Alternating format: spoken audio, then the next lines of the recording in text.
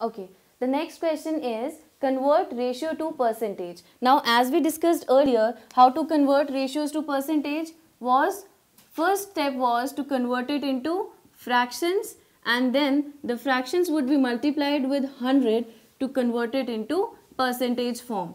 Now, the first question can be done this way. 3:4 is the ratio provided to us. If we convert it into fraction form, that would make 3/4, and multiplying it with 100, what do we get?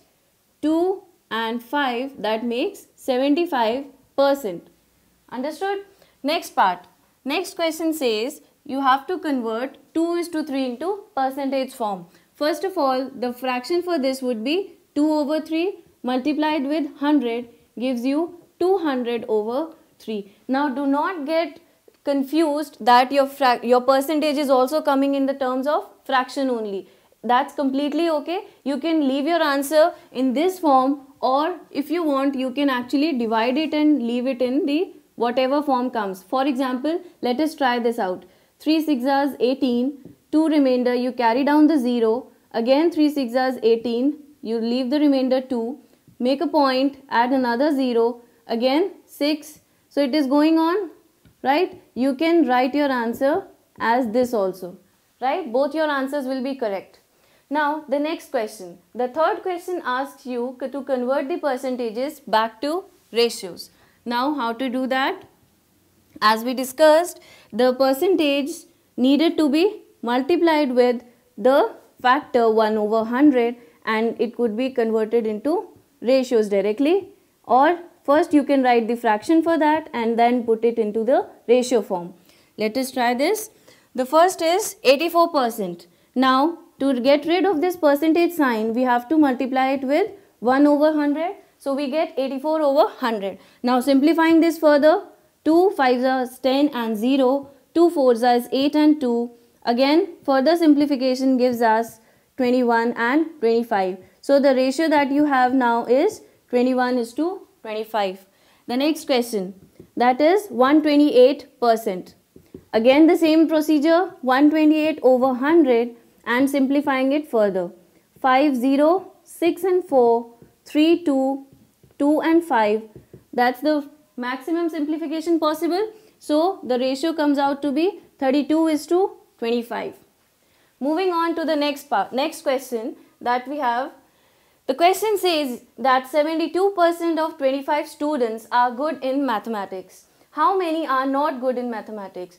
Now over here, what the criteria should be, that you have to write everything in two parts. Write the percentage also in two parts and write the numerals also in two parts. Now how to do that? First of all, the question is telling you number of students good in mathematics. So you write number of students good, right? Number of good students, I will write, they are given to us, that is 72%, right? And how many are the total students? That is 25. So you write number of total students equal to 25. Now the next step, what should be your next step?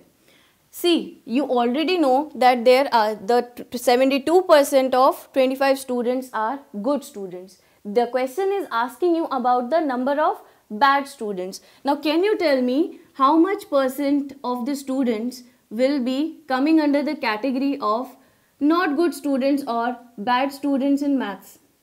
That would be 100 minus 72, yeah, that is 8, and 9 minus 7, 2. That is 28%. Now you have the percentage of not good students and you have the total number of students. So what you will do to find number of not good students in maths, not good students in maths would be the 28% of 25%, right? Now you get here 28/100 into 25, that leaves you with 28/4, and multiplying it further you get 7. So 7 is the number of students out of 25 which were not so good in mathematics. Now the last question, if Chameli had rupees 600 left after spending 75% of her money, how much did she have in the beginning? Now this is the leftover amount that she is having now. and how much is the spending percentage? This is 75%. So what we do? You write the spending percentage on one side, that is 75%, and you write the leftover percentage, whatever are her savings, you write your left percentages on the other side. That would be obviously 25%, because if the 75% is getting spent, what will be the left percentage? That would be 25%. Now moving on, what is the amount given to us? It is 600, the leftover amount. So we write the leftover amount on the leftover side only. So I will write amount equal to 600. Now this is what we have to find, right? The question is asking us to find how much did she had in the beginning. So if we manage to find out how much has she spent, we would add that spent amount with the leftover amount to get the total amount she had in the beginning, right? So let us find this out. First of all, we know that this is the 25% of the total amount. That is what we have to find out. So what we are going to do is, let the total amount assume to be X. Now if I am assuming it to be X, I can write that 25% of X would be equal to 600. Am I right? Now if I solve it further, what do I get? 25% into X equal to 600. Here simplifying further, we are left with 25x equal to 600 into 100, and this 25 will get divided when it goes to the other side. So 25 into 4, we are left with 2400. So what was the X? It was our assumed total amount.